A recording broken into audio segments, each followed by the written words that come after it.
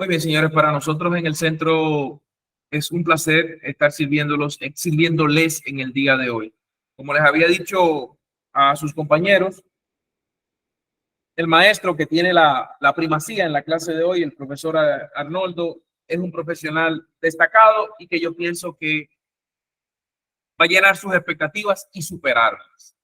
Nosotros nos gusta siempre agradecer la oportunidad de compartir lo que sabemos y por eso siempre iniciamos dando las gracias. Así que el grueso de nuestra actividad la realizamos precisamente la lanzamos de manera en línea. Organizamos algunos encuentros presenciales. De hecho, estamos en proceso de conversar con el mismo maestro a ver si podemos trabajar algo en el gimnasio que él tiene. Así que ya ven que estamos siempre tratando de presentar una oferta fresca, una oferta dinámica y sobre todo relevante desde el punto de vista profesional, desde el punto de vista técnico. Estamos regularmente incorporados en la República Dominicana, pagamos impuestos, ahí está nuestro RNC.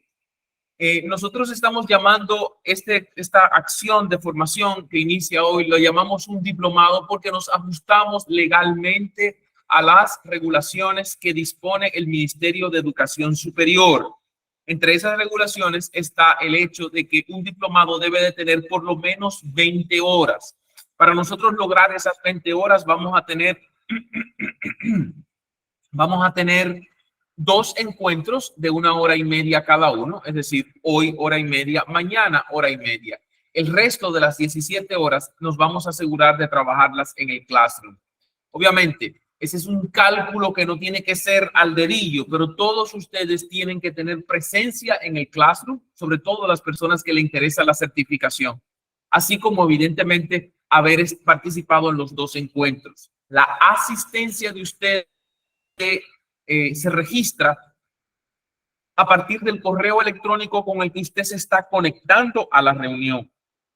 Así que las personas que están utilizando un correo electrónico, por ejemplo, de un hijo, de una hija, de un hermano, de una hermana, cuando se conecten en el Classroom me ponen la nota en el mismo, digamos, en el tablón de novedades, me ponen, aparezco como, no sé, Juana Pérez, pero realmente yo soy, qué sé yo, Felicia Pérez. Eso es importante para los que deseen certificarse.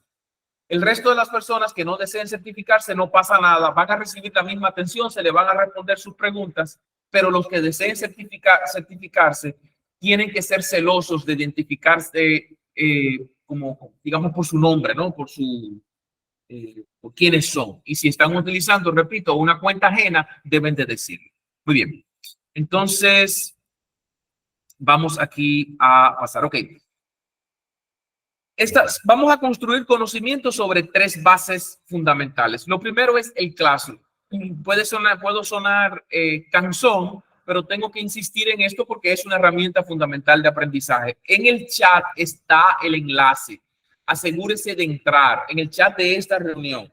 Eso es si no lo ha hecho. Igual en el grupo de WhatsApp lo voy a reenviar para que sea más sencillo para ustedes. Bien, entonces, el soporte técnico lo que va a asegurarse es que ese Classroom esté disponible, vivo y los atienda. Ahí no debe de quedar pregunta que usted hizo, pregunta que tiene que ser respondida.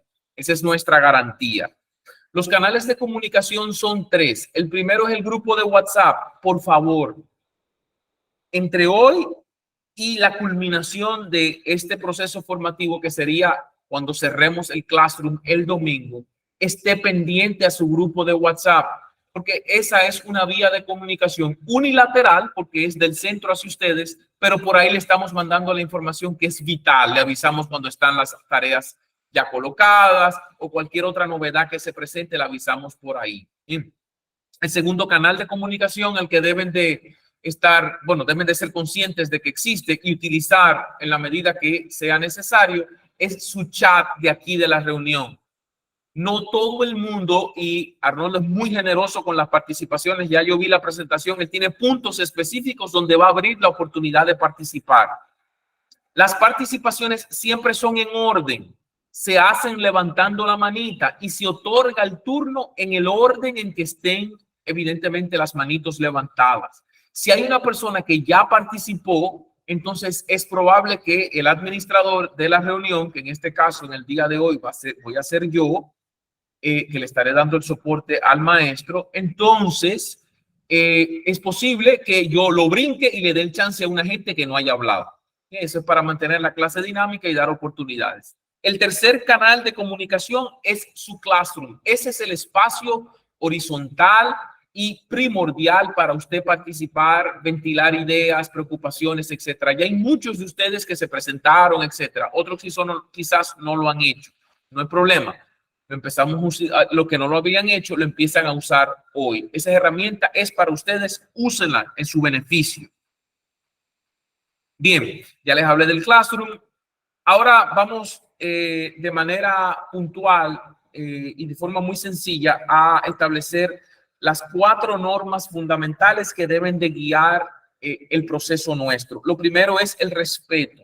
Y digo respeto tanto en nuestro encuentro sincrónico, que es en tus participaciones debes evidentemente de respetarte a ti primero y a tus compañeros también. Lo segundo es obviamente en el classroom. Si un compañero tuyo pone una opinión o una respuesta que usted entienda que no se corresponde con la verdad, usted no se tiene que poner a discutir con él. Usted sencillamente hace su aporte, aclara desde el punto de vista, desde la ciencia, lo que usted entiende es lo correcto, pero sin diatribas, siempre en el marco de respeto. Lo segundo es la participación. Señores, participación en este tipo de actividad es una obligación. Usted está aquí para aprender. Así que tanto en la clase, si se presenta la oportunidad, y definitivamente en el classroom, y de forma muy particular, los que están interesados en la certificación deben de actuar, deben de interactuar, deben de hacer acto de presencia ahí. Okay. Lo tercero es cumplir los plazos. Yo sé que somos adultos, estamos ajustados a diferentes esquemas de obligaciones, pero sáquese un momentico. La asignación ya de mañana ya está puesta. Puedes trabajar hoy mismo en la noche, mañana tempranito, al mediodía te cogen un ratico o al final de la tarde antes de entrar a la reunión. Pero hay que participar, hay que ser presente. Y el último es el tema de la privacidad. Muy sencillo. Los espacios de clase son de la clase. No me ponga en la clase publicidad de un negocio, me refiero en el clase, de un negocio de empanada que usted tiene o de batidos o de cualquier otra cosa. Ya pasó la política, por lo menos las municipales, tampoco nada de política. Estos son espacios de clase, manténgalo a ese nivel.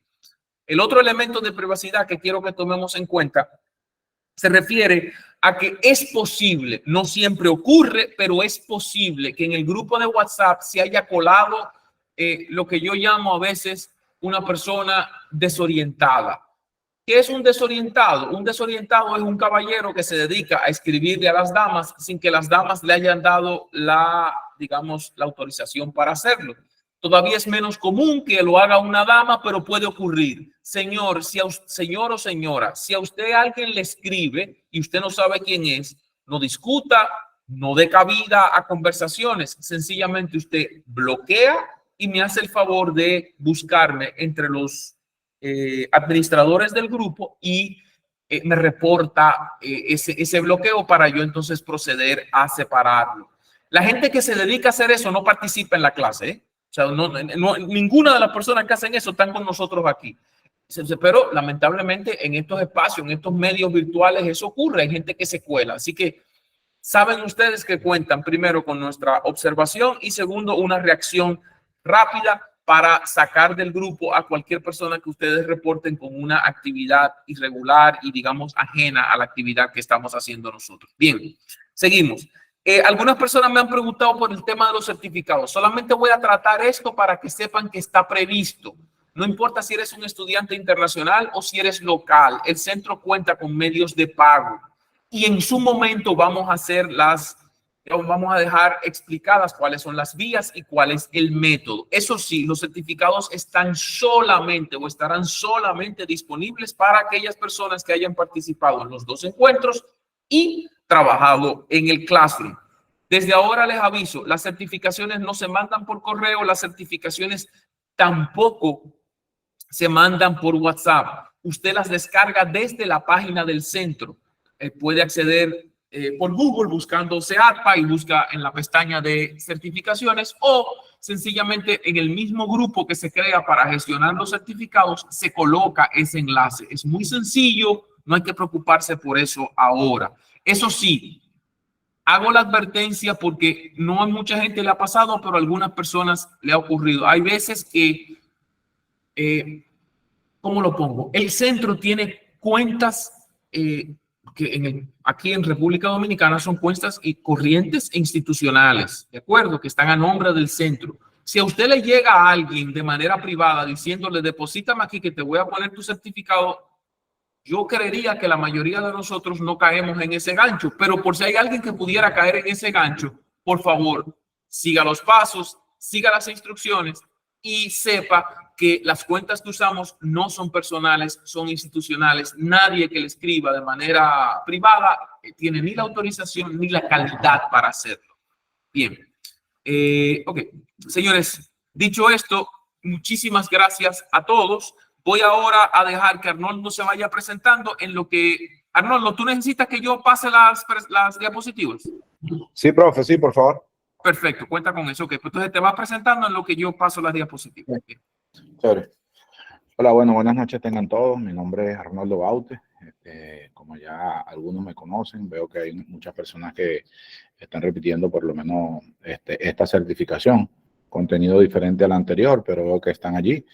Que bueno, primero que nada, bueno, soy licenciado en entrenamiento deportivo, egresado de la Universidad Iberoamericana del Deporte, actualmente Deportiva del Sur en Venezuela, San Carlos, Estado Carabobo, especialista en pacientes con obesidad y biomecánica de la actividad física y el deporte de alto rendimiento. Primero que nada, bueno, darle las gracias a CEATPA por seguirme dando esta oportunidad de llevar mi conocimiento a cada uno de ustedes, y después que nada felicitarlos a ustedes por querer cada día seguir ampliando y puliendo esos conocimientos en el área de la actividad física y del deporte. Mi carrera como tal lo hice es la preparación física, como les comenté ahorita, la especialidad en pacientes con obesidad. Hay personas que a veces hacen algún tipo de pregunta, por ejemplo, ¿cuál es la inervación de la vena aorta? ¿Cuáles tipos de venas son? Les recuerdo que mi profesión es el entrenamiento deportivo. Siempre le dejo claro esto a los profesionales, porque incluso, hay muchas personas dentro del chat que son fisioterapeutas profesionales, licenciados en enfermería, médicos.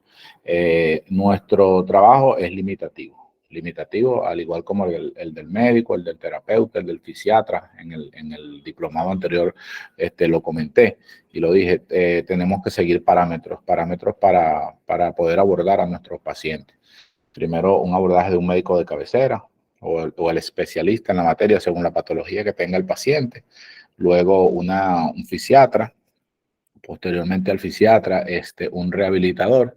Y después del rehabilitador, un preparador físico. En este caso, siempre les recomiendo que el preparador físico sea un preparador físico profesional, y que después o posterior a esa atención del preparador físico profesional, bueno, pues ustedes puedan entrar a cualquier gimnasio o entrenar en cualquier centro donde puedan hacerlo de repente con una persona que sea técnico, que esté estudiando, que se esté desarrollando en el medio. Pero siempre después que ustedes salgan de una rehabilitación, siempre traten de buscar a una persona profesional en el área que los ayude y que les preste el apoyo necesario. Recuérdense que el instrumento con el que se está trabajando es la vida y la salud de una persona. O sea que es algo que es bastante delicado. Entonces, bueno, gracias a CEATPA, como lo dije, gracias al profesor Baldor por la oportunidad y por esa atención siempre para realizar estas actividades que son de suma importancia.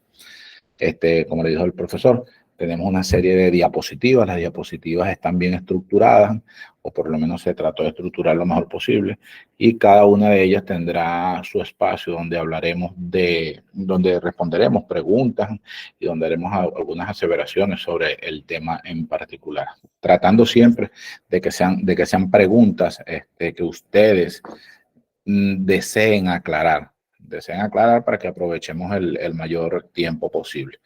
las preguntas que ustedes que no alcancen, porque no alcancemos a recorrer, a contestar, porque son 144 personas, creo que 151 personas que hay conectadas. De repente no nos va a dar el tiempo para responderlas a todas. Pueden hacerlas ahí en el Classroom, que el profesor me las hará llegar y entonces, bueno, las responderemos con el favor de Dios. Bueno, profesor, listo. Si usted tiene algo que va a apuntar. No. Tú me vas indicando cuando te pase las diapositivas, ¿de acuerdo? Arrancamos entonces con la primera. Ok.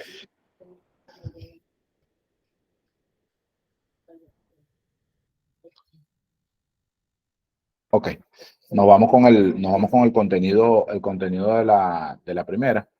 Tenemos allí lo que están estructuradas así, el entrenamiento deportivo, el 1.1, entrenamiento deportivo como concepto. Después el entrenamiento deportivo, según algunos autores, el entrenamiento deportivo como un proceso pedagógico.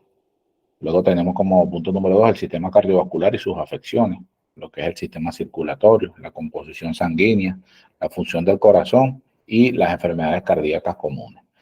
Allí luego veremos el punto número 3 y haremos una simbiosis entre los dos puntos de importancia y relevancia en la presentación, como lo es el deporte versus los pacientes cardiópatas.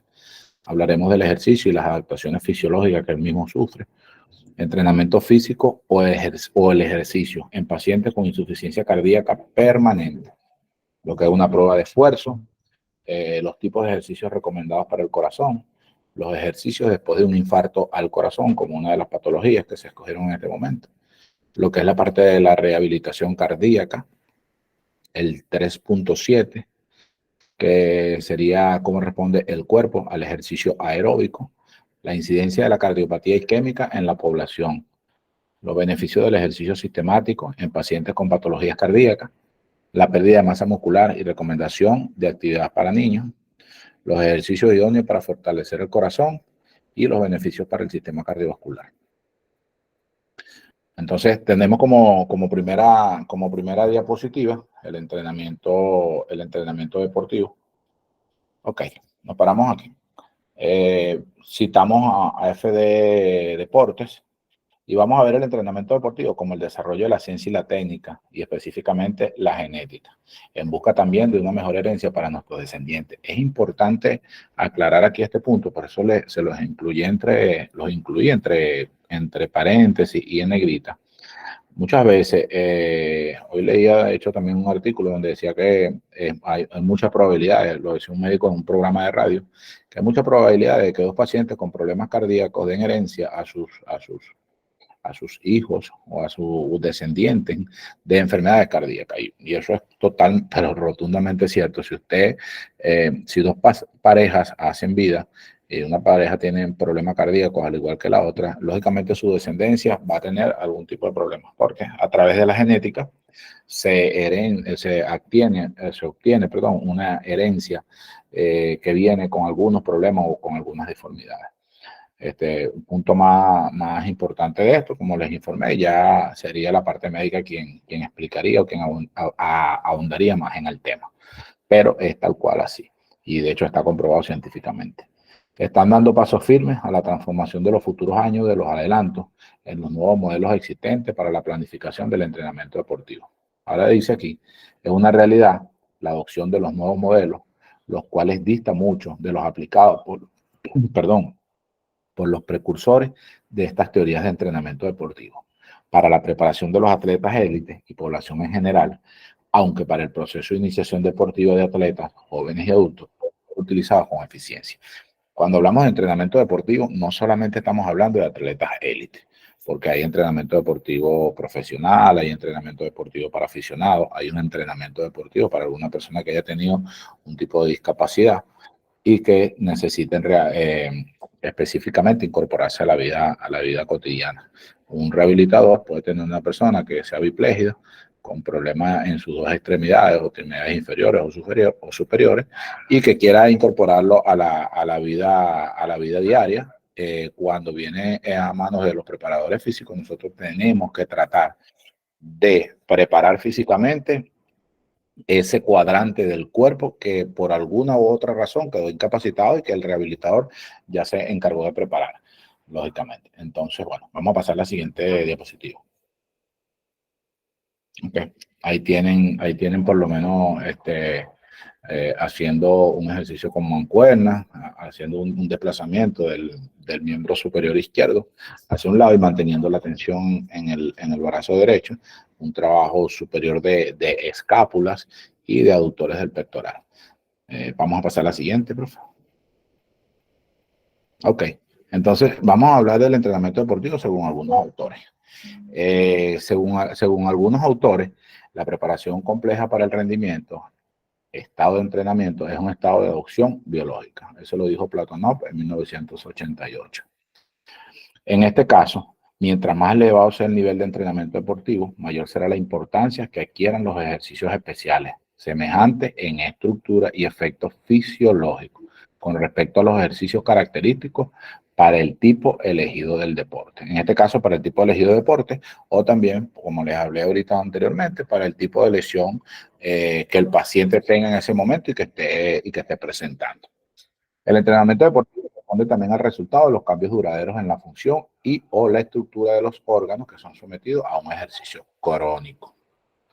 El entrenamiento deportivo es un proceso sistemático y complejo que debe estar muy bien organizado y sobre todo planificado. Lo vimos en el diplomado anterior, como les estuve comentando, con una buena estructura de preguntas y respuestas, con una buena entrevista para saber qué es lo que el paciente quiere lograr y qué es lo que quiere trabajar. En este caso, como estamos hablando de pacientes cardiópatas, son pacientes que vienen ya con una historia prescrita y con unas órdenes médicas y profesionales prescritas también. O sea que vamos a trabajar es en función de órdenes.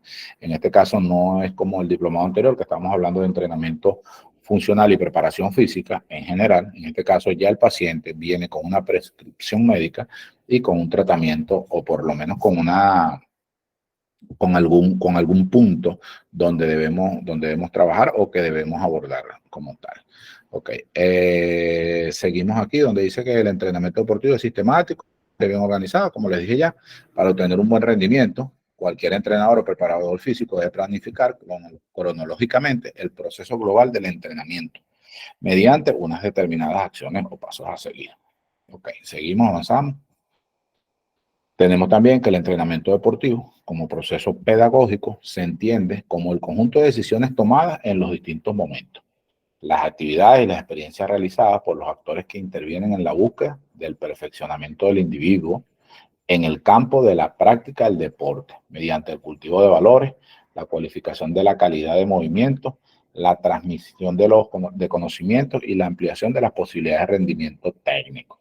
¿Qué pasa? Como les expliqué ahorita, no solamente en el ámbito deportivo, no solamente en el ámbito deportivo, porque e incluso puede existir una preparación hasta tenemos los Juegos Paralímpicos y los Juegos Olímpicos. Las personas que participan en los Juegos Paralímpicos tienen que tener una preparación a nivel física y allí también aplicaría ese caso, sería lo que es deporte adaptado, un entrenamiento adaptado o un entrenamiento especial para ese tipo de personas.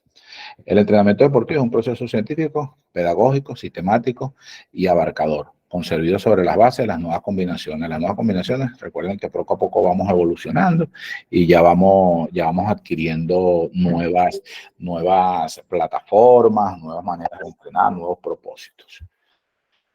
Se escucha bien, porque creo que algún compañero comentó que se escucha entrecortado. Por favor, sí, Se escucha bien, Arnoldo. Puede ser que las personas que tienen dificultades tendrían que revisar su internet. Se escucha bien. Exactamente. Ok. Entonces, seguimos aquí. Las aplicaciones de los contenidos encaminados al logro de las distintas transformaciones y adaptaciones biológicas más profundas, dirigidas al aumento de las capacidades del rendimiento físico y psicológico. Ojo, estamos tratando de ampliar capacidades de rendimiento físico y psicológico. Son habilidades. Ok, seguimos. Entrenamiento deportivo como proceso pedagógico. En mi opinión personal, les dejo saber que el entrenamiento deportivo es un proceso destinado a estimular los procesos fisiológicos del organismo, favoreciendo el desarrollo de las diferentes capacidades y cualidades físicas. Su objetivo es promover y consolidar el rendimiento deportivo y físico del ser humano, mejorando las capacidades de gran importancia Y esto nos trae siempre a acotar una palabra que siempre me gusta aplicar, que es el matrimonio saludable entre el sistema respiratorio y el sistema cardiovascular. Eso es lo más importante que siempre debemos tratar de conservar. Un matrimonio saludable entre el sistema respiratorio y el sistema cardiovascular. Eso nos dará mucho éxito y larga vida. Ok, la siguiente. Ok, vamos a una primera ronda de preguntas y respuestas. De acuerdo, señores, miren, voy a bajar las manos de todo el mundo. La sube el que tiene alguna pregunta. Ok, entonces yo voy a dar el turno. La persona pregunta.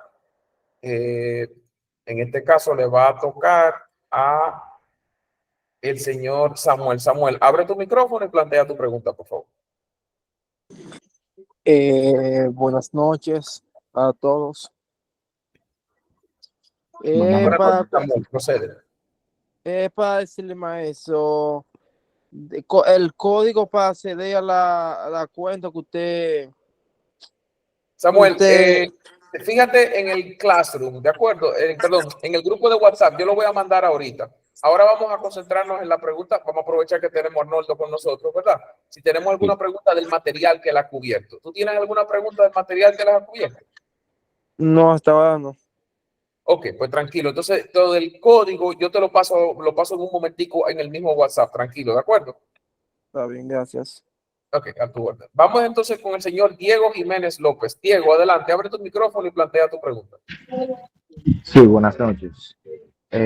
Maestro, eso que usted está exponiendo, ¿cuáles serían los límites de edades para esta persona con dicho problema, ya sean hereditarios o no? Mira, te explico, Diego. Mira, cualquier persona puede hacer entrenamiento físico, no importa tu edad. Lo que nos va a importar es su condición. Nosotros debemos, no directamente nosotros evaluamos, lo evalúa el médico, como yo les estuve explicando ahorita. Siempre es bueno que tratemos de respetar los parámetros que tiene cada profesional. Yo siempre he dicho, y en estos días también lo decía en una entrevista en la radio, me reservo la radio y me voy a reservar también el profesional que lo dijo. Nosotros se hizo un planteamiento por cierto, sobre los pacientes cardiópatas también. Y el médico dice que un paciente que es cardiópata, que no puede o que tiene problemas y dificultad para respirar, incluso estando sentado, no puede hacer preparación física.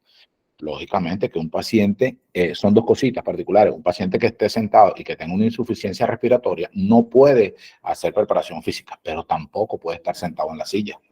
Ese paciente tiene que estar ingresado en un centro clínico para monitorear por qué tiene ese problema. Ok, y si no, debe aclarársele que el paciente debe venir prevenido de la evaluación de los profesionales que en la materia. Ejemplo, el cardiólogo, como lo comenté ahorita, después el cardiólogo o el médico de cabecera, según la especialidad que maneje la lesión que el paciente tenga, luego un fisiatra, luego el rehabilitador. Incluso hay médicos y hay profesionales que saltan la fisiatría, el médico fisiatra, y no debería ser.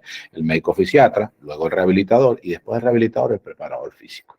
Son cuatro eslabones que el paciente debe recorrer para llegar incluso a insertarse en la vida diaria. Entonces, ya cuando tú lo ves en ese punto, de acuerdo a la pregunta que tú haces, el paciente tiene que ser evaluado por su cardiólogo, por su médico internista. Luego, en caso de existir alguna lesión, por los profesionales que te antecedí. Y si el paciente no tiene ningún tipo de complicación, bueno, simplemente te lo envían y entonces tú ahí vas a medir cuál es su capacidad.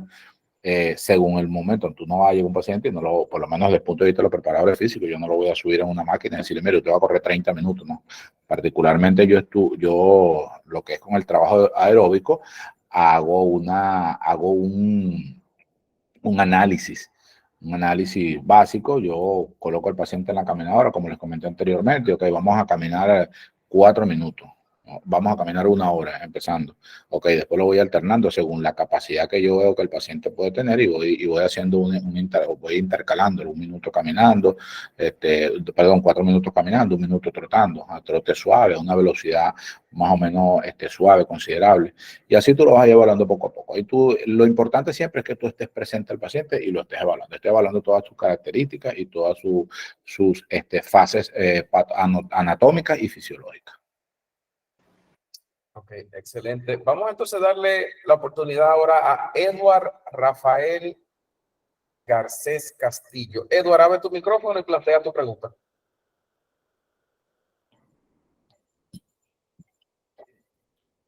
Edward, abre tu micrófono, por favor.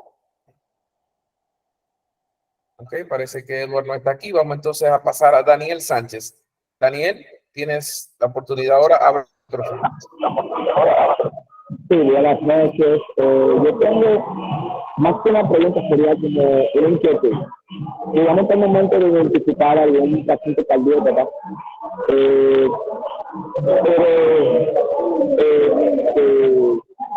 Daniel, creo que no se te escucha, mucho. Ok, un momentito, por favor.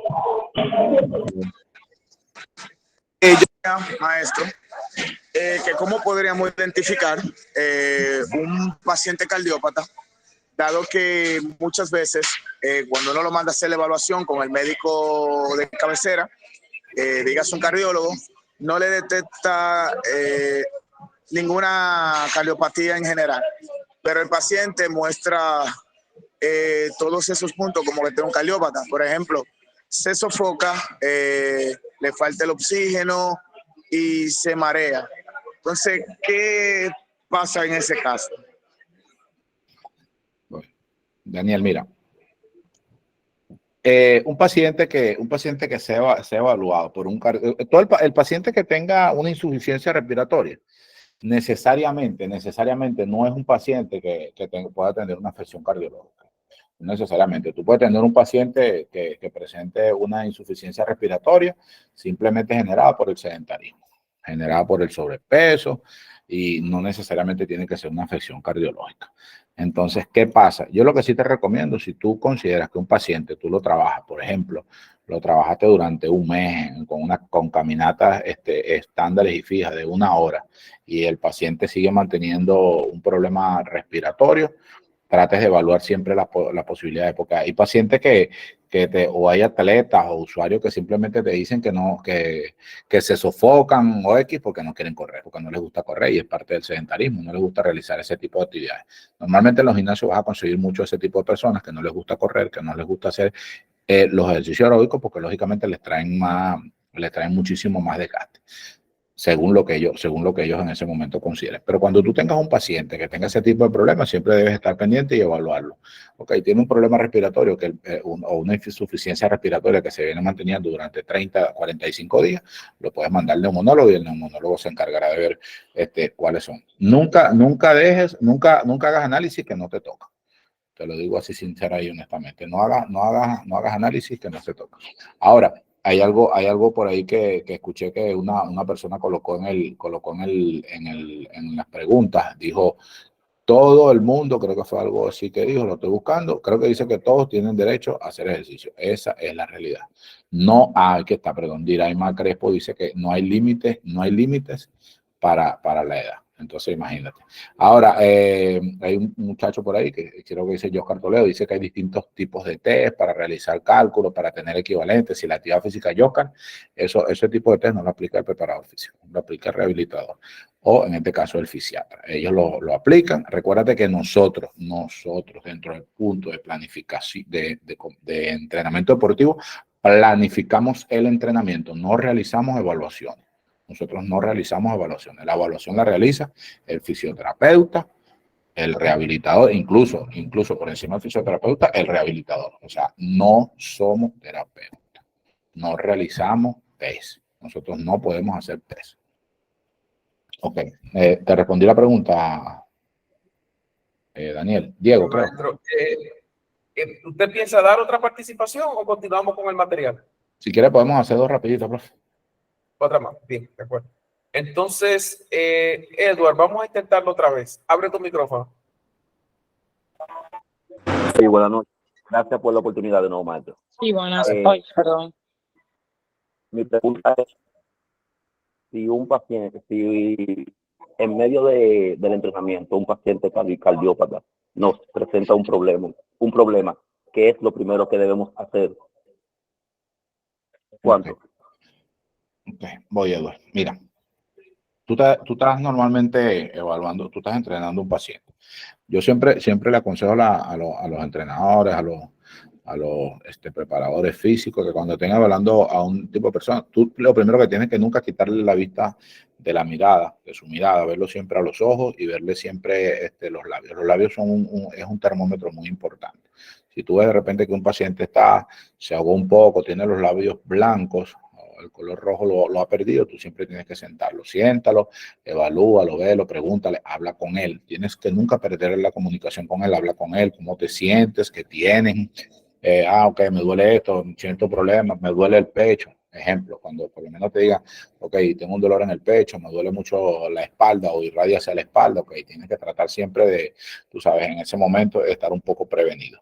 Siempre tener en el sitio donde tú trabajas, o por lo menos en tu teléfono, un número de una clínica que esté cercana, también incluso yo siempre le recomiendo a los entrenadores, no cuesta nada hacer un curso de paramédico, un taller de paramédico, de toma de control de signos vitales, de manejo de pacientes con recaídas súbitas, cualquier tú puedes hacerlo. Lo que no podemos, y bueno, nuevamente con lo que dijo Oscar, que Oscar dice, no, claro, desde el punto de vista terapeuta, si usted es terapeuta, Oscar, está en todo lo correcto. Usted evalúa el paciente, usted me envía el paciente con la patología que usted le han referido ya los profesionales posteriores que el paciente tiene.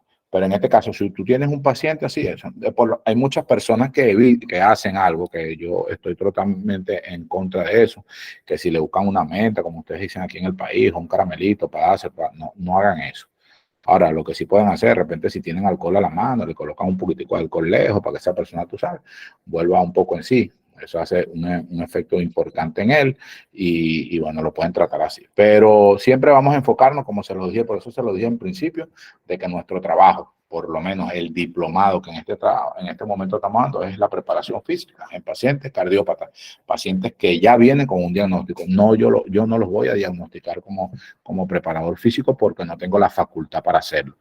Tampoco, ojo, tampoco ningún médico tiene la facultad para planificar un entrenamiento a un paciente. Ninguno, al menos que haga estudio de preparación física.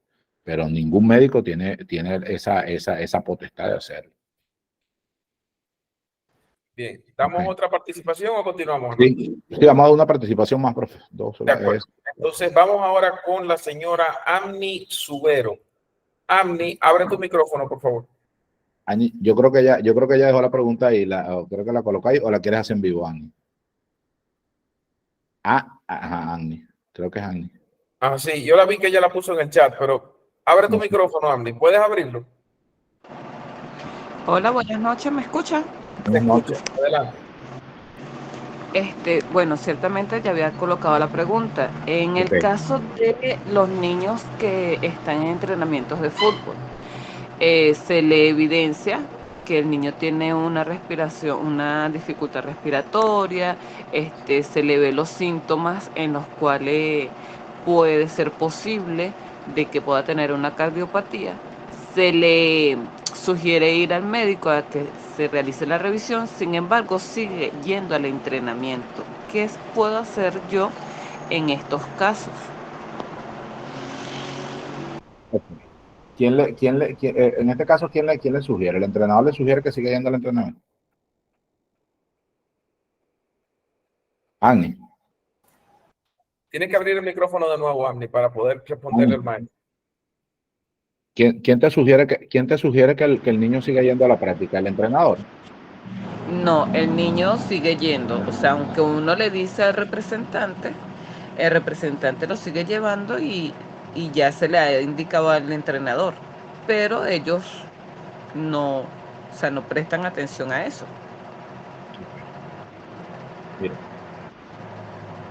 La cardiopatía es una enfermedad que produce el estrechamiento o la obstrucción de las arterias coronarias, los vasos sanguíneos que llevan la sangre y que llevan el oxígeno al corazón. ¿Qué pasa? Si no sube la suficiente cantidad, no baja la suficiente cantidad de oxígeno a través de la vena, ocurre lo que son las caídas súbitas de sus propios pies, los que son síncopes neurocardiogénicos y toda esta serie de afecciones cardíacas. ¿Qué pasa?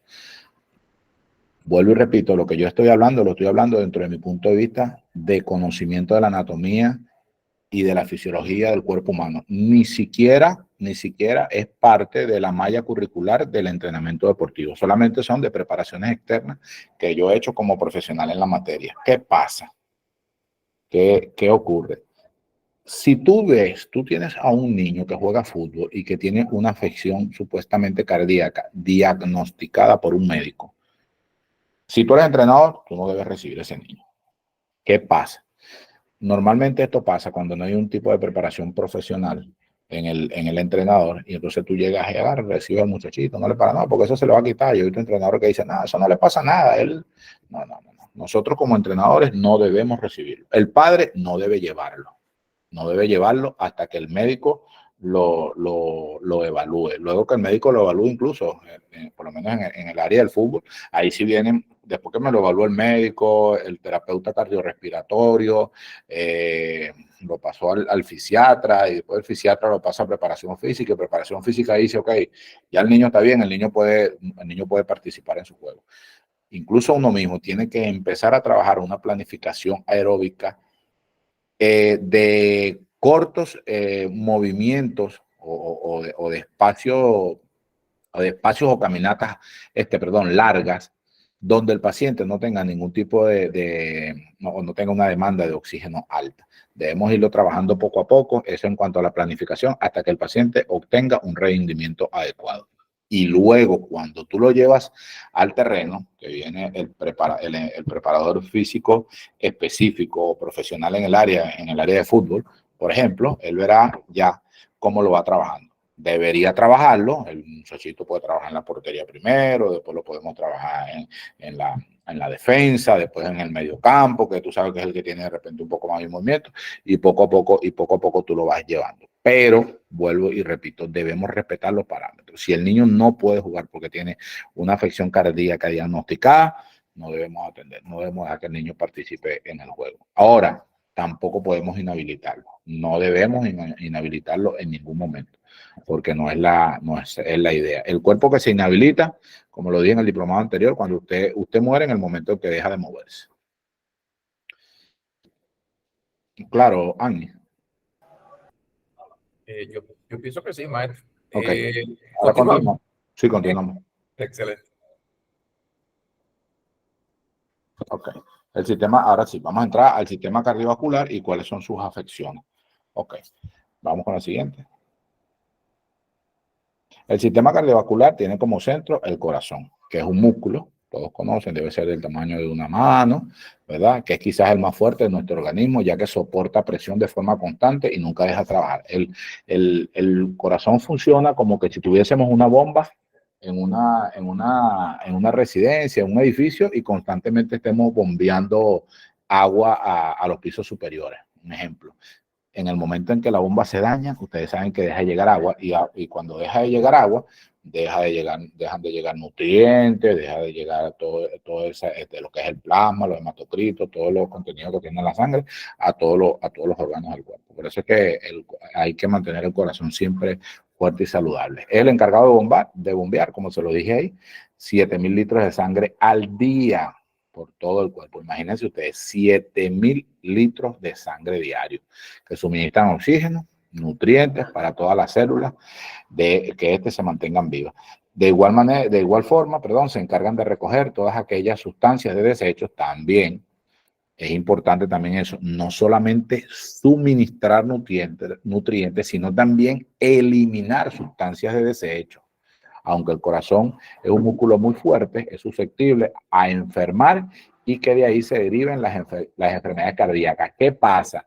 Que no solamente es suministrar, porque es algo que a veces no tomamos en cuenta, no es el solo hecho de suministrar nutrientes, es que si no está trabajando bien el corazón, hay sustancias de desecho que quedan en nuestro cuerpo y luego pueden empezar a atacar al cuerpo de manera negativa. Ok, según mi apreciación personal, como le dije, el corazón es la bomba más importante que tiene el cuerpo humano y los seres vivos, ya que a través del mismo se suministra el oxígeno para nuestras células y los nutrientes para los demás músculos que componen nuestro sistema. Ok, seguimos. Ahí pueden observar lo que es el sistema circulatorio.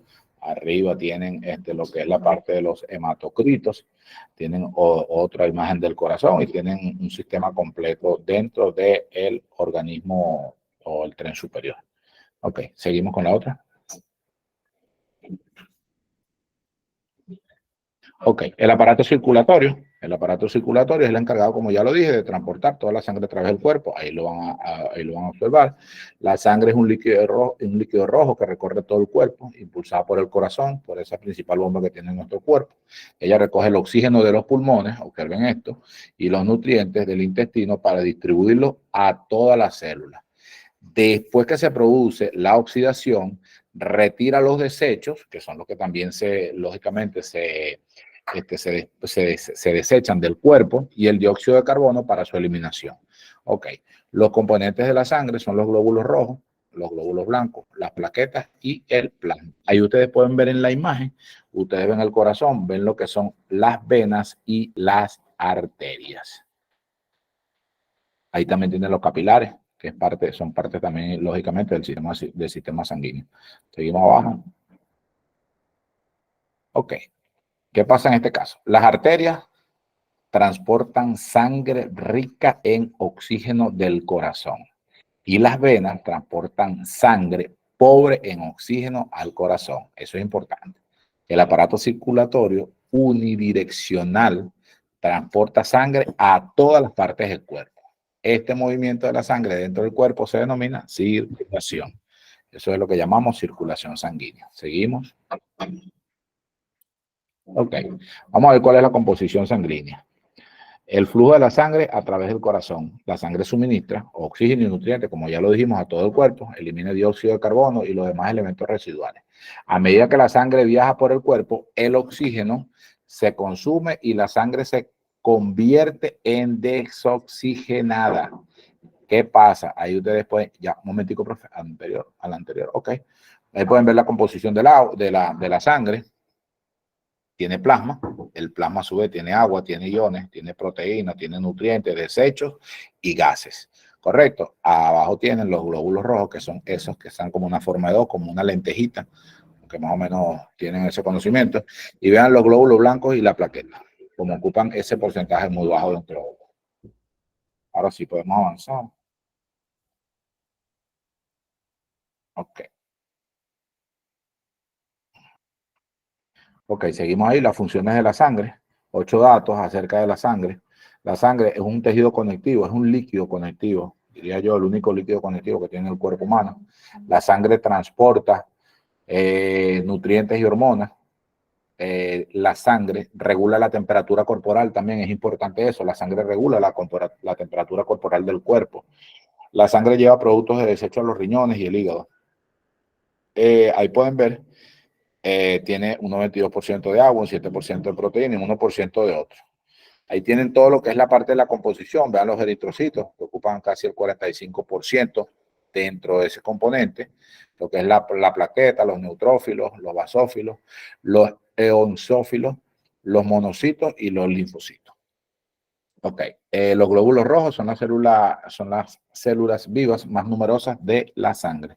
Por eso su color. Ok, seguimos a la próxima. Ok, vamos con la función del corazón y cuáles son las enfermedades cardíacas más comunes. La función del corazón, como ya lo sabemos todos, es la más importante del cuerpo. Es por eso que hay implicaciones muy graves de la salud en personas que padecen de enfermedades cardíacas. A continuación, yo le voy a describir 10 de las enfermedades cardíacas más comunes que existen. Ok, como lo dijo ahorita la compañera en el punto anterior, la cardiopatía isquémica que tiende a provocar infartos e insuficiencias cardíacas, imposibilita al corazón a bombear sangre como se debe. Lo que es el infarto del miocardio, que es algo conocido como un ataque, o lo que conocemos popularmente como el ataque al corazón, es causado por un taponamiento de las arterias coronarias que impiden que el corazón reciba sangre. ¿Qué pasa? Con la realización de actividades físicas, nosotros aumentamos el paso de la sangre a través de las venas y las arterias. ¿Qué pasa? Un ejemplo básico que siempre les coloco es como cuando usted tiene en la casa una tubería y esa tubería pasa agua y con el tiempo esa tubería, esa agua lleva desechos y esos desechos se van adhiriendo a las paredes. Llega un momento que el agua deja de pasar a través de esa tubería. Así tal cual ocurre con las venas. Las venas se taponan y cuando las venas se taponan, que la sangre, mediante todo eso, lo que son las grasas, todos esos desechos que pasan a través de la vena, bien sea para eliminarse o para pasar a través del corazón, entonces se taponan y ahí es donde ocurre lo que llamamos entonces nosotros el infarto de miocardio. La miocardiopatía es una enfermedad en la que distintos músculos cardíacos están dañados y no bombean la cantidad de sangre suficiente. Dense en cuenta que todas estas enfermedades hacen la deficiencia de transporte de sangre a través del cuerpo humano. Entonces, ahí es donde vienen muchísimas afecciones. Al las células no recibir la suficiente oxigenación, simplemente mueren. El síndrome del corazón roto, que es una condición clínica en la que a causa de alguna situación emocional muy estresante, se produce una alteración del bombeo del corazón. Bien, puede ser una situación estresante, a veces hasta de situaciones de motivo de alegría. Para el ser humano también puede ocurrir lo que es el síndrome del corazón roto. ¿Seguimos? Ok, la arritmia cardíaca, que es un trastorno que tiene el corazón cuando late de forma irregular, lo que es la parte de la taquicardia o la bradicardia, que la taquicardia son los latidos muy fuertes y la bradicardia son los latidos muy bajos. La cardiopatía congénita, que se refiere a todo aquel trastorno fisiológico o de estructura que sufre el corazón de una persona desde su nacimiento. Endocarditis, que es la infección en el corazón, la valvulopatía, que es un trastorno que afecta la fisiología o anatomía de las válvulas cardíacas, estructura del corazón encargadas de regular el paso de la sangre. Tenemos también lo que es el síndrome de Brugada, que es un trastorno hereditario en el cual los afectados pueden padecer arritmias graves. Seguimos.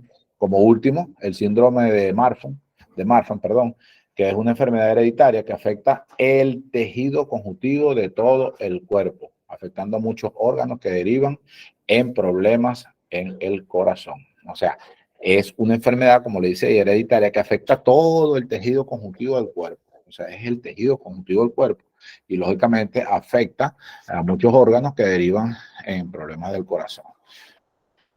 Seguimos. Ok. Vamos a lo que es una segunda ronda de preguntas y respuestas y si me da chance voy a tratar de responderle algunas de las que me parecen muy importantes, las que están registrando en la mensajería. Vamos a hacer por lo menos, si quieres, profe, si quieres, vamos a hacer una de allá y una de la mensajería, por favor.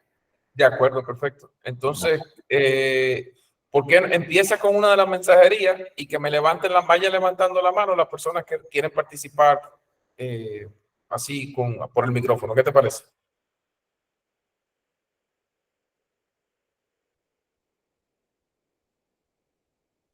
Bueno, parece que el maestro tuvo...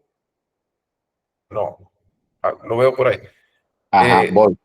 Ya me conecté, profe. Lo que pasa es que se fue la luz otra vez. Disculpe. Ok. Gracias. Ok, ya estamos aquí. Ok, pues entonces vamos a empezar ¿Empezamos qué quieres? ¿Empiezo con una por micrófono o quieres empezar por una de mensajería? No, una pregunta. Está bien, dale. Entonces voy con el señor Diego Jiménez López. Diego, abre tu micrófono ahora, por favor, y plantea tu pregunta.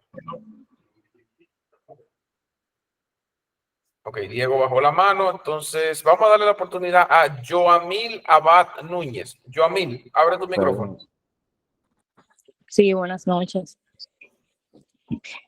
Maestro, quiero preguntarle, Las horas impartidas de este diplomado con los conocimientos requeridos, ¿usted cree que no impida al momento de un entrenamiento con algún cliente con cardiopatía? O sea, ¿cómo podemos controlar el miedo y saber lo que vamos a realizar con ese cliente?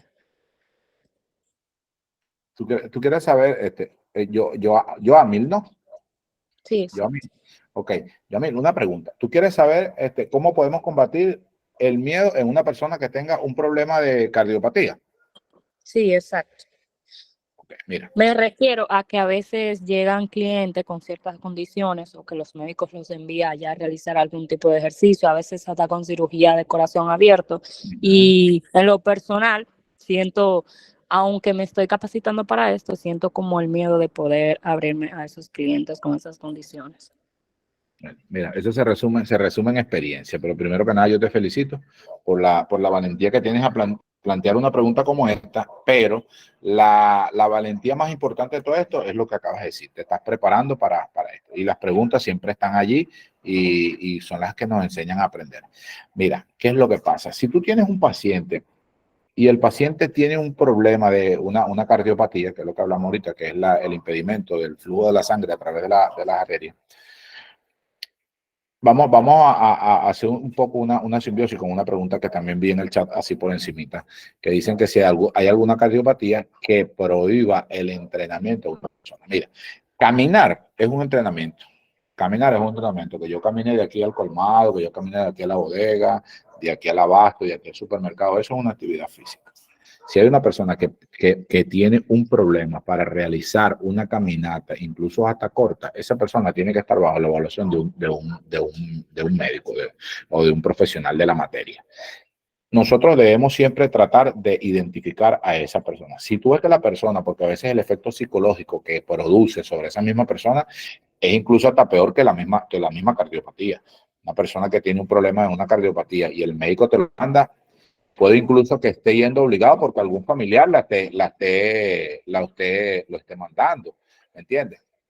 Entonces, ¿qué pasa? La idea es que tú siempre dale la oportunidad al médico de que el médico lo atienda y que el médico converse con él sobre la enfermedad que tiene y sobre el tipo de actividad que él debe o no debe hacer.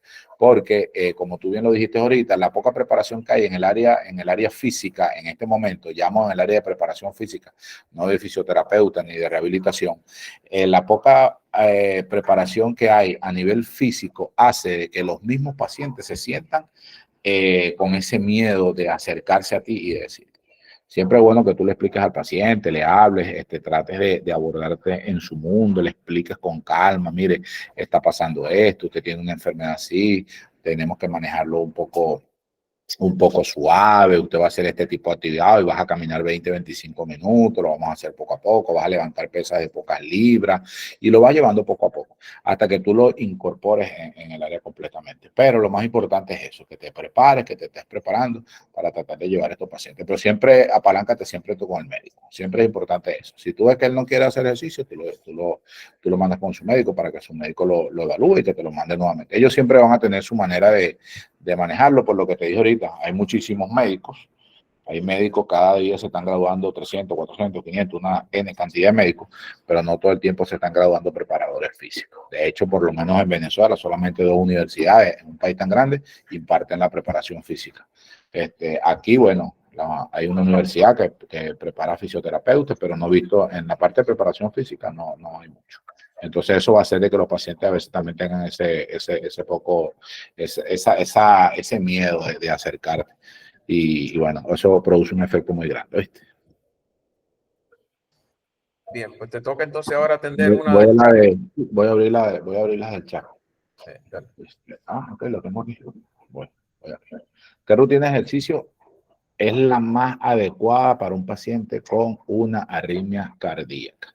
Pero un paciente con arritmia cardíaca tiene que identificar primero cuál es la arritmia, ¿no? Eso te lo va a enviar el médico, pero cuando tú identifiques, si, mira, no te estoy hablando de diagnóstico inmediato, sino un diagnóstico anterior, porque se supone que cuando él te lo manda en un estado, vamos a llamarlo semiestable, que el paciente pueda realizar algún tipo de actividad. Dependiendo si la arritmia cardíaca es alta o si la arritmia cardíaca es baja. Por lo menos yo siempre recomiendo los ejercicios tipo aeróbicos para ese tipo de personas. E incluso la natación también es buena, pero dentro de una planificación baja. Podemos hacer caminatas dentro de la piscina para ir, tú sabes, adaptando poco a poco el cuerpo, después rondas o tramos pequeños y todo eso. Pero siempre hay que saberlo llevar. Como yo estuve incluso explicando en el diplomado anterior, es llevar al paciente como si tú tuvieras un carro 0, 1, llega a primera, va a segunda, va a tercera, va a cuarta, hasta que tú lo llevas a quinta. Y después lo vuelves a quinta, cuarta, tercera, segunda y primera. Así debes tú planificar al paciente. Siempre todo paciente, pero pero con muchísima precaución, dependiendo de la patología. Cuando son de patologías cardíacas, normalmente siempre yo te recomendaría los ejercicios aeróbicos y ejercicios con pesas, pero de poco peso, solamente para que el cuerpo entre en calor. Ok. Otra pregunta, profe. Bien, vamos con otra pregunta. Vamos a ver si Diego, vamos a ver, trata de abrir tu micrófono ahora para que puedas plantear tu pregunta. Sí, buenas noches. ¿Me escucha, maestro? Se escucha. Sí, Adelante. claro. Perfecto. Disculpen anteriormente, el micrófono me falló. La pregunta mía es que usted explicó en algún momento sobre las venas y las arterias, que Okay. una tiene un rol diferente, que son una transporta, así fue a mi entender, y me disculpa la falta de palabras. No te preocupes. Una transporta lo malo y otra transporta lo bueno. O sea, Ajá. unidireccionalmente, una transporta lo malo y una transporta lo bueno. ¿Me podría explicar cómo sucede este proceso? ¿O a qué se refiere? ¿Cómo sucede el proceso de circulación? ¿Tú hablas del proceso de circulación? ¿A, a qué se refiere esta parte de las arterias y de las venas? Que son, de acuerdo al documento, se estaba refiriendo a una parte buena y una parte mala, se puede entender. Ok, claro. Mira qué pasa. Como lo dijimos ahorita, las arterias son vasos sanguíneos que transportan sangre normalmente, ¿cierto? Entonces, ¿qué dice? Que dice que las arterias te transportan sangre oxigenada desde el corazón hacia el resto del cuerpo, ¿cierto? O sea, transportan sangre que es rica en oxígeno.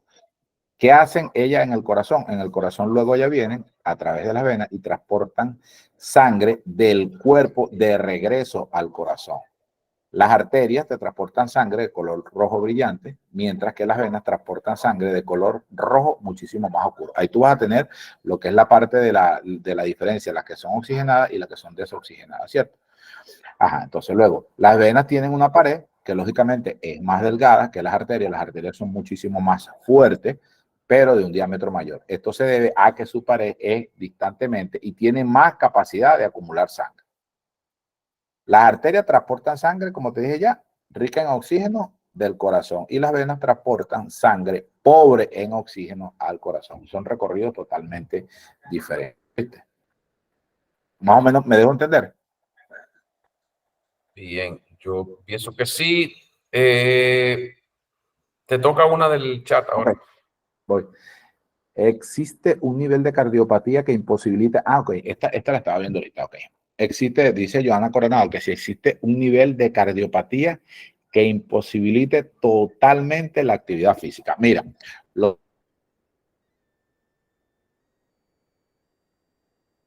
lógicamente que tiene que existir, el cuerpo muere en el momento en que deja de moverse. En ese momento en que deja de moverse. ¿Por qué? Porque mira, los nutrientes que se transportan a través de la sangre son, y la sangre se mueve con el movimiento o con la actividad. ¿Entiendes? Eso es muy, pero muy importante. El cuerpo siempre tiene que estar en movimiento. Si tú tienes un paciente que le está imposibilitando totalmente la actividad física, ese paciente va a hacer actividad, aunque sea cardiorrespiratoria.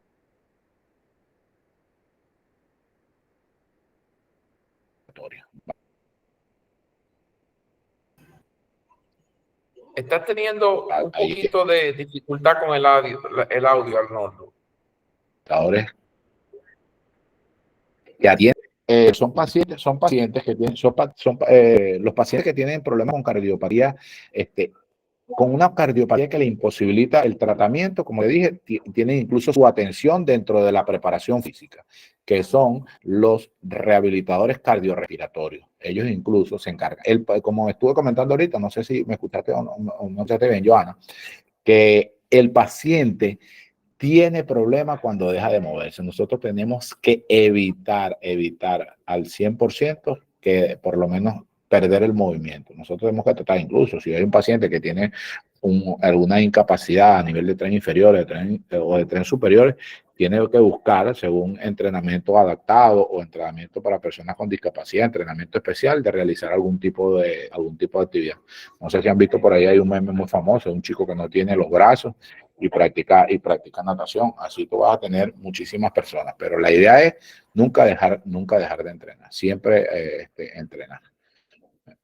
Ok, ya veo que te entendiste la pregunta, Joana. Gracias. Profe, ¿otra preguntita? Bien, vamos ahora con Mari Vargas Peña. Mari, adelante, abre tu micrófono, por favor. Sí, buenas noches. Profesor, Buenas noches. ¿Por qué tiempo, minutos, horas se le puede planificar un entrenamiento a una persona con alguna afección de cardiopatía? Okay. Mira, depende cuál sea el tipo de actividad que tú le vayas a colocar. Por lo menos yo en la caminata, yo te recomendaría entre 30 y 40 minutos de caminata. 30, 40 minutos de caminata estarían bien para hacerlo, por lo menos por lo menos 3 veces por semana o 3 veces por semana. Y los otros 2 días yo te recomendaría un trabajo de pesas muy suave, tratando de que esa persona se incorpore o se incorpore satisfactoria y positivamente a lo que es la parte de la actividad física. También tenemos que aprender eso, porque muchas veces tenemos entrenadores o preparadores físicos que trabajan con los pacientes y hacen unos trabajos de inicio, bueno, pues, pero full trabajo de muchísima actividad, y entonces los pacientes terminan no volviendo. Y a veces lo que hacemos son daños a ellos mismos, daños psicológicos vamos a llamarlo así, un daño en entrenamiento deportivo supremo, un superentrenamiento. Entonces ellos terminan no volviendo. Siempre tenemos que tratar de dosificar eso y tratar de manejar un poco también lo que es la parte psicológica. El desentrenamiento deportivo también es importante en estos casos. Por eso es que es bueno siempre planificarlo, conversar con ellos, hablar con ellos, a ver, le está gustando, no le está gustando, a ver qué tal. Pero siempre llevarlo planificado y de una manera muy objetiva, y como les expliqué ahorita, con puntos de desenlace cortos y no puntos de desenlaces largos, que mantengan un trabajo articulado dentro de una planificación agradable para ellos. Vamos aquí, como dice, un paciente con arritmia, tipo taquicardia, ok, con un ritmo cardíaco alto, con manejo clínico. ¿Hasta qué punto debe ser llevada su frecuencia cardíaca en el entrenamiento para considerar tolerable? Esto último aplicado al ejercicio aeróbico. Mira, normalmente lo primero que tú tienes que saber es cuáles son los parámetros cuáles son los parámetros clínicos que ese paciente trae, cuál es su tensión, porque estamos hablando de arritmia, de taquicardia, que son arritmias cardíacas altas. Entonces tienes que saber hasta qué punto ese paciente se ha elevado. Tienes que conocer bien ese renglón, que es el que manejaría el médico. Dentro del parámetro que tú pudieses llevarlo. Imagínate, si es un paciente que te desarrolla una tensión 16, 14, tú no podrías llevarlo nunca cerca a los 16. Sería un paciente que tú, como mucho, dependiendo de la actividad que tú le colocas, deberías manejarlo siempre en 14, en 13, tenerlo por allí. No puedes elevarlo demasiado. Vuelvo y te repito, como te dije ahorita, esa pregunta creo que la hace Ángela Capellán. Ángela, siempre te respondo yo como preparador físico y de repente con un poco de preparación en el área, pero siempre siempre tienes que anclarte o tomar siempre la consideración de lo que el médico tratante te esté diagnosticando, ¿viste?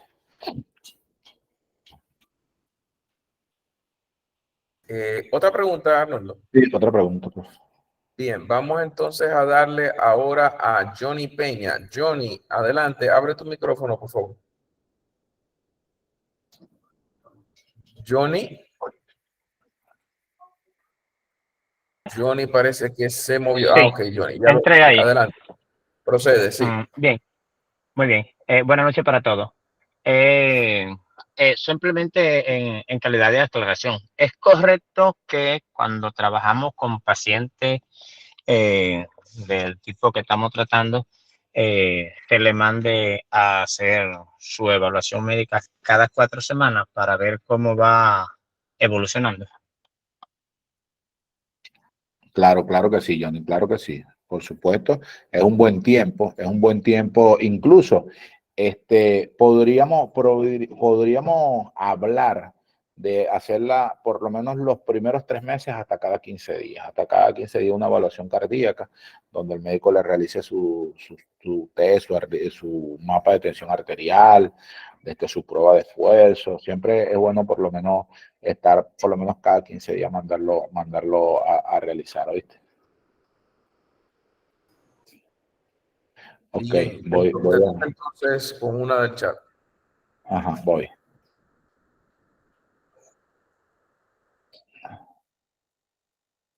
Ok. ¿A qué tiempo de un paciente ser diagnosticado con una cardiopatía puede hacer una preparación física? Fisicoculturismo. Profe, ¿usted le puede abrir el micrófono a Ramfi Herrera? Que no... Sí, dame un segundo. ¿Por qué? ¿Cómo no? Ramfi, adelante. Abre tu micrófono y plantea tu pregunta que el profesor necesita que bien, aclares. bien. ¿Me escucha? Se Sí, escucha, claro. adelante. Ok, la pregunta es, si tú tienes un atleta preparándose para fisiculturismo, se le diagnostica una cardiopatía y se hace su proceso de estudio, analítica, todo bien, ¿a qué tiempo de haber sido diagnosticado y que él haga su tratamiento puede iniciar una preparación física? Si eso tiene repercutimiento, o sea, si le afecta en una preparación física adelante. Ok. ¿Me doy a explicar? Sí. Mira, un deportista de élite o aficionado de alto nivel puede tener una frecuencia cardíaca en reposo, por lo menos debajo de 70 o incluso hasta 60 pulsaciones por minuto, ¿verdad? Y se puede considerar que un paciente tiene un corazón de atleta si presenta estos tres signos, por ejemplo, una bradicardia o una pulsación por debajo de 60 latidos por minuto, o una cardiomegalia también, un aumento del volumen cardíaco, o una hipertrofia muscular o un aumento en el grosor de las paredes musculares del corazón, ¿verdad? Normalmente cuando un deportista deja de entrenar, el corazón del atleta desaparece lentamente. Es un proceso que tarda semanas o meses en ocurrir. ¿Qué pasa, Franfi? O sea, yo esta aseveración te la hago por la siguiente o por lo siguiente. Normalmente un atleta de culturismo es un atleta que entrena fuerza, entrena mucha fuerza, pero no entrena la capacidad aeróbica. No entrena la capacidad aeróbica. Si ese paciente está teniendo un problema normalmente cardiológico, quiere decir que debe haber o una mala alimentación, porque normalmente casi siempre el que es fisicoculturista, tú sabes, tiene una preparación de fuerza, vamos a ponerte un ejemplo, lo que yo ahorita por lo menos 85-15, bueno, y hasta 90-15. 90-15 te explico, 90 trabajo de fuerza, 10 trabajo aeróbico, que es el trabajo que demanda más oxígeno a través de la sangre y lógicamente que hace que el fluido de sangre a través de la arteria no sea tan rápido. ¿Qué te recomiendo yo? Si un paciente tiene un problema y es fisicoculturista con todo lo analizado, debería subir el trabajo aeróbico. Súbele el trabajo aeróbico, trabájalo como lo que yo siempre he dicho, un 70-30, y poco a poco lo va llevando a su índice, sin olvidar, lógicamente, su trabajo de preparación, de fortalecimiento o de marcaje muscular, siempre teniéndolo, pero trata lo mejor que hay, ojo, previo a una evaluación médica, previo a una evaluación o una rehabilitación cardíaca, es que el paciente empiece a trabajar un poco más lo que es la parte aeróbica. La parte aeróbica lo va a ayudar a que la vena, lógicamente también como un músculo o como un tejido conectivo, empiece a ampliar su capacidad. ¿Oíste? Siempre. Ojo, si el daño cardíaco no es mayor. Si el daño cardíaco no es mayor, pero debería tratar de ser. Yo no voy en contra del trabajo del culturismo, pero sí hay que siempre, y lo dije en la exposición anterior, hay que saber definir lo que es el trabajo culturista del atleta funcional o de lo que la persona quiera en ese momento. ¿Me expliqué, Ram?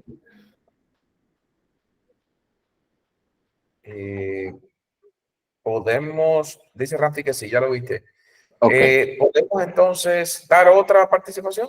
Sí, vamos a otra participación, profe. Creo que quedan 10 para las 9 y entonces... Es correcto. Tú ahí, vas a terminar, o sea, sí. la clase de hoy la vamos a terminar con esta pregunta. Sí, la terminamos con esta pregunta, profe. Perfecto, muy bien, ok. Entonces, vamos a darle aquí a Carlos, Carlos U. Móvil. Dame un segundo, Carlos, déjame abrir el micrófono. Adelante, Carlos, abre tu micrófono. Ok, buenas noches. ¿Se escucha? Se escucha, procede. Sí, Carlos, sí te escucho. Perfecto. Tengo un amigo que su corazón tiene un ritmo cardíaco de entre 56 y quizá como mucho llega a 60 latidos por minuto. No es un atleta.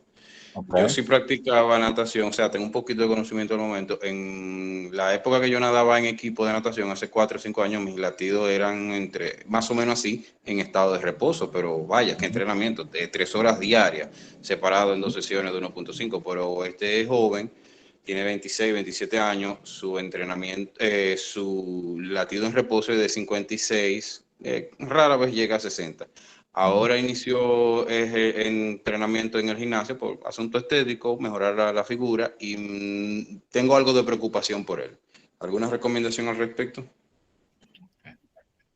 Mira, los 55 no es tan bueno, pero tampoco es tan malo, ¿no? Porque normalmente la frecuencia cardíaca en reposo en los adultos puede oscilar entre 60 y 100 latidos por minuto. Generalmente una frecuencia cardíaca más baja del reposo implica una función cardíaca mucho más eficiente, ¿viste? Y un mejor estado físico cardiovascular. Normalmente siempre hay que estar pendiente, o los médicos, vuelvo y repito, como te lo dije ahorita, siempre apalancándonos en los médicos, porque el desentrenamiento deportivo, o ya háblese del desentrenamiento deportivo, que no es lo mismo el entrenamiento de un atleta élite a un entrenamiento aficionado. Son dos cosas totalmente diferentes. Va a trabajar distintas características, va a trabajar distintos patrones de movimiento y todo eso. O sea, lo único que sí te va a ayudar es que la adaptación fisiológica va a ser mucho más fácil.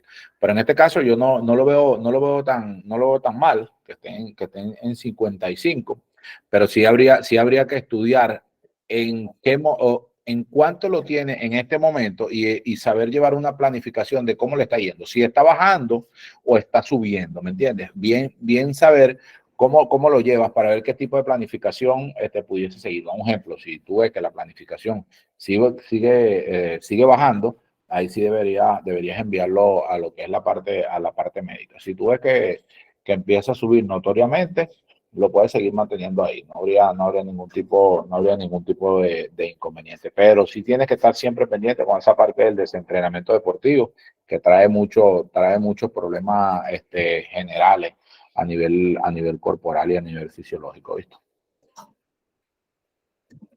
Como hipertenso. Bien. Profe, yo voy a responder otra que queda por aquí, por favor. Y discúlpeme que lo que pasa es que me gusta siempre que las cosas queden un poco claras. No, está muy bien. Todavía tenemos 10 minutos, así que usa esos 10 minutos como tú entiendas más apropiado. Ok. En mi experiencia, siempre el cardiólogo indica una prueba de esfuerzo para valorar la función cardíaca, pero un paciente con hipertensión no controlada no debería realizar ejercicio hasta que no esté controlado. No, lógicamente, pero es lo mismo que, eso lo dice Lido Suárez. Lido, es lo mismo que seguimos diciendo en este momento. Un paciente a la prueba de esfuerzo va a dar un resultado, es un esfuerzo máximo que el paciente hace, y debemos respetar lo que es la parte médica. Eso es importante. Una vez que el médico te diga si el paciente tiene la capacidad de entrenar, no va a haber ningún tipo de problema. Pero el paciente, el médico de hecho es quien le va a indicar su tratamiento. Él le indicará, mira, tiene que hacer un mapa de presión arterial, un Holter de arritmia, una prueba de esfuerzo, un tilt test.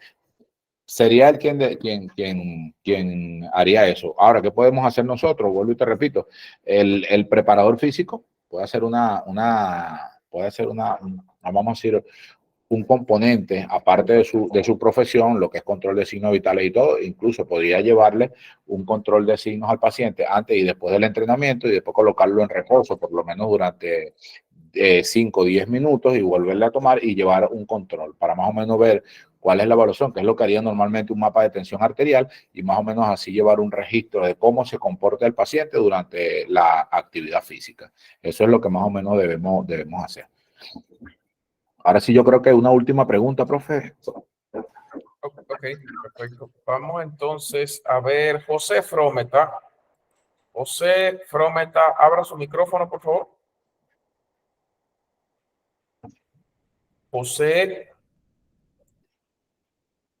José parece que no está ahí. Jessica Pérez. Jessica, por favor, abre tu micrófono.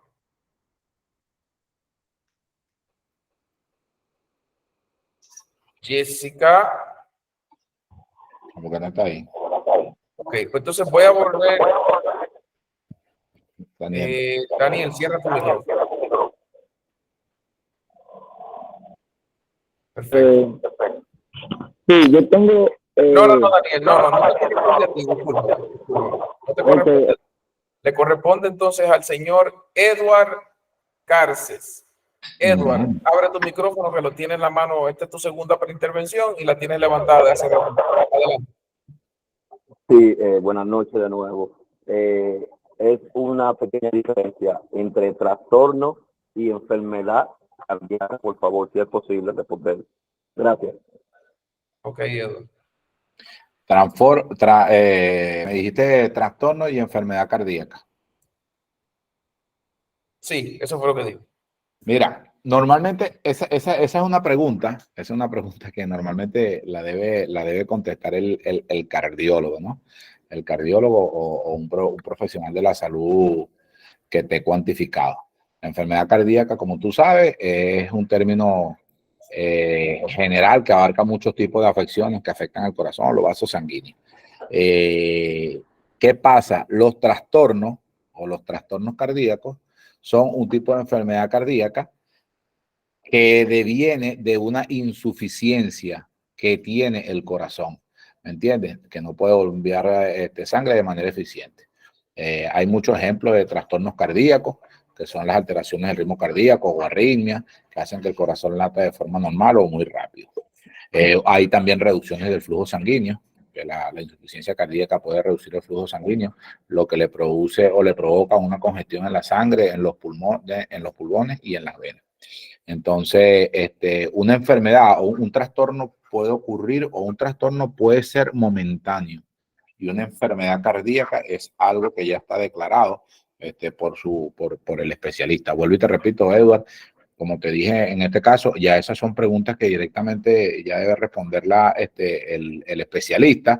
Lógicamente, como siempre lo digo, por la preparación que hemos tenido durante nuestra carrera. A veces nos tomamos la libertad de contestar algunas preguntitas como esa, pero esa definición como tal en los pacientes debe darla es el cardiólogo. Incluso hay entrenadores o preparadores físicos que se toman la libertad y no deberíamos ser eso. O sea, siempre respetando y llevando siempre lo que es la lanza de lo que el médico tratante pueda definir en cuanto a esos dos conceptos, ¿viste? Pero eso es lo que yo más o menos entiendo y lo que yo te puedo referir. Muy bien, pues señores, llegando al final de la reunión de hoy, quiero hacer una última exhortación a que las preguntas que tengan las coloquen ahora en el Classroom. En un momentico voy a reenviar al Classroom voy a reenviar a el grupo de WhatsApp el acceso a Classroom, que es sencillo. Es un enlace que tú activas y caes en Classroom. No quiero ya que se preocupen, los que no lo habían hecho, se preocupen por la actividad, digamos, de introducción que habíamos planteado, porque el Classroom está abierto desde el domingo pasado y va a estar abierto hasta el próximo domingo. Ya esa actividad, obvienla y diríjanse al área donde están los trabajos y trabajen precisamente las asignaciones que se corresponden con el encuentro de hoy. Quiero pedirles, por favor, que no utilicen, está muy bien que usted investigue, pero fíjense, por ejemplo, en la presentación que hizo el maestro, si el maestro utilizó una referencia o digamos, se refirió a algún material, siempre se tomó la preocupación de decir, esto viene de tal sitio, sea una página web, sea un libro, sea una conferencia. El maestro está presentándole a ustedes un material que él ha preparado y digerido. Y las preguntas que están planteadas sobre la clase son preguntas que están orientadas hacia que usted ponga en evidencia lo que ha aprendido. Y si se sugiere que investigue algo, investigue. ¿Por qué hago esta salvedad? Por favor, no copien y peguen unas longanizas enormes de cosas que sacan, ya sea de Wikipedia o de otra cosa, o, en mi opinión, mucho menos creativo todavía, utilizan ChatGPT o BART o Claude o cualquiera de las herramientas que hay de inteligencia artificial. Estos generadores de textos que utilizan inteligencia artificial son muy buenos y yo no les digo que no lo usen, pero no vienen a cuento en una clase, porque de esto se trata de que usted aprenda. Así que yo sé perfectamente utilizar ChatGPT, las otras herramientas, así que no hay nada que impresionarnos a nosotros de parte del centro, y sus compañeros si en algún momento quieren usarlo, lo pueden usar. Es muchísimo más valioso un párrafo hecho por ti que algo que copiaste y pegaste y te resulta, sabrá Dios, en 4 páginas de contenido. Así que les animo para su propio beneficio que activen esas cabezas, participen y bueno, les esperamos ya en el día de mañana. Arnoldo, te dejo la última palabra para que puedas despedir. Profe, incluso me voy a tomar la libertad aseverando lo que usted acaba de enunciar. Vamos a tratar de que las preguntas sean preguntas sobre dudas que nosotros tengamos. Hay personas que muchas veces hacen aseveraciones, como usted lo dice, copiando y pegando, o simplemente para tratar de dejar en evidencia de repente la falta de preparación del profesional o esto. Nosotros, y yo siempre lo he dicho y siempre lo voy a mantener, mi especialidad es la licenciatura en el entrenamiento deportivo, pacientes con obesidad y actividad física y salud. No soy médico, no soy cardiólogo, no soy traumatólogo, no soy fisioterapeuta ni fisiatra. Entonces hay personas que se limitan a colocar en el chat cosas que no deben. No haga eso, haga su pregunta que usted tenga que hacer en cuanto al entrenamiento deportivo, que usted tenga cierta duda, pero no trate, porque le voy a responder siempre con la pregunta más idónea, no es mi área. Ahora, si usted me habla a mí de cuánto es la capacidad de un entrenamiento deportivo y todo eso, se lo voy a responder. Ojo, por algún conocimiento que tengo en el área de lo que me he preparado, bien sea en la cardiología, en los pacientes con trastornos diabéticos, les puedo hablar brevemente sobre eso, pero el especialista encargado para hablarles fehacientemente y con mucha profundidad del tema son los especialistas del área en la materia, bien sean los médicos endocrinos, los médicos cardiólogos, luego los médicos internistas y todo eso. Entonces a veces veo comentarios en los chats que están como que de más. Si usted es médico, ok, limítese a su profesión, como siempre lo he dicho, respetando la posición de cada quien. En este caso nosotros estamos hablando de la preparación física para pacientes cardiópatas. Eso es lo que estamos tratando. Profe, gracias. Sí, por favor, no. pasen buenas noches, se les aprecia, se les valora. Nos vemos mañana. Descansen. Bye, bye. Gracias, profe. Hasta luego. Bueno.